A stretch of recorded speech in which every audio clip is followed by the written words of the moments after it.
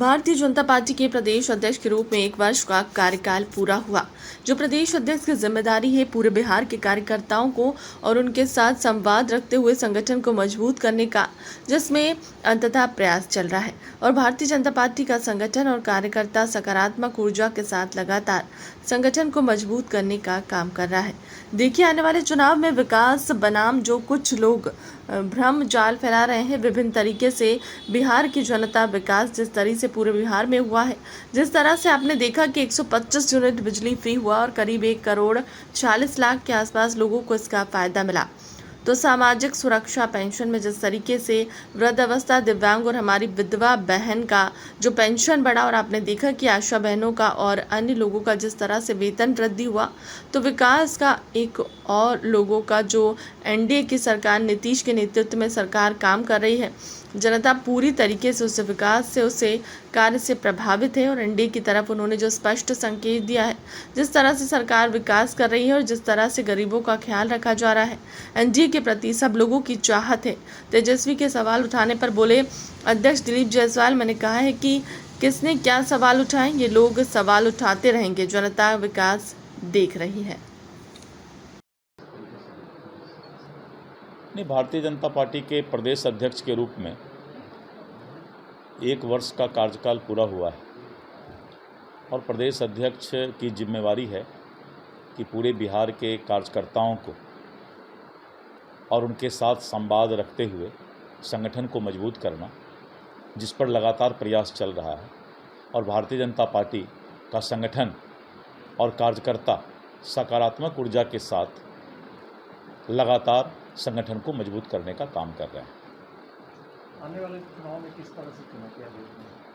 देखिए, आने वाले चुनाव में विकास बनाम जो कुछ लोग भ्रमजाल फैला रहे हैं, विभिन्न तरीक़ों से बिहार की जनता विकास जिस तरह से पूरे बिहार में हुआ है और जिस तरह से आपने देखा कि 125 यूनिट बिजली फ्री हुआ और करीब करीब 1 करोड़ 46 लाख के आसपास लोगों को जो है इसका फ़ायदा मिला, तो सामाजिक सुरक्षा पेंशन में जिस तरह से वृद्धावस्था, दिव्यांग और हमारे विधवा बहन का जो है पेंशन बढ़ा और आपने देखा कि आशा बहनों का और अन्य लोगों का जिस तरह से वेतन वृद्धि हुआ है, तो विकास और एक एक लोगों का जो एनडीए की सरकार नीतीश कुमार जी के नेतृत्व में सरकार काम कर रही है, जनता पूरी तरह से उस विकास से और उस कार्य से प्रभावित है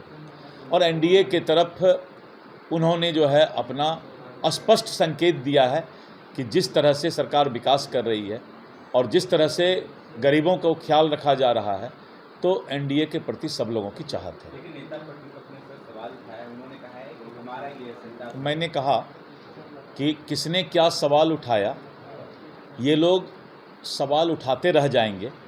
जनता विकास देख रही है और जनता जो है उनको जो सरकार सुविधा दे रही है, तो जनता को विश्वास है कि फिर से एनडीए सरकार बने। मेरा पक्ष हो गया। धन्यवाद। मेरे प्रवक्ता बताएंगे उस पर, अलग अलग लोगों को जिम्मेवारी दी गई है। युद्ध विराम पर राहुल गांधी ने सदन में सवाल उठाया, जहां उन्होंने कहा है कि इस तरीके से नरेंद्र मोदी युद्ध विराम पर बयान दे रहे हैं, झूठ बोल। देखिए, 75 साल से कांग्रेस ने इस देश के अंदर,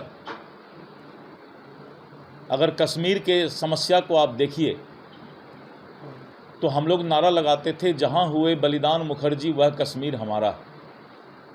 यानी आज़ादी के 75 वर्ष तक हमारा कश्मीर नहीं था। वहां पर एक ही देश में अलग विधान, अलग संविधान चलता था। आज कश्मीर भारत का अभिन्न हिस्सा, ये सबसे बड़ी उपलब्धि है।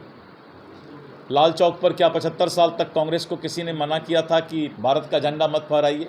हिम्मत नहीं था भारत का झंडा फहराने का। कश्मीर में बदलाव हुआ है, इस बात को सभी लोगों को देखना चाहिए कि जो कश्मीर में बच्चे पत्थर फेंका करते थे, आज उन बच्चों के हाथ में कलम है। ये है उपलब्धि। राजनीति में कुछ से कुछ बोल देना, कुछ से कुछ बातें बतंगर बनाते रहना, क्यों पत्थर फेंका जाता था कश्मीर में? इसका कोई जवाब देगा क्या 75 साल में? तो ये सारी बातें हैं कि कश्मीर के अंदर आज 370 धारा हटने के बाद जो है बड़ा बदलाव आया है, और यही सबसे बड़ी खूबी है। ठीक, धन्यवाद। और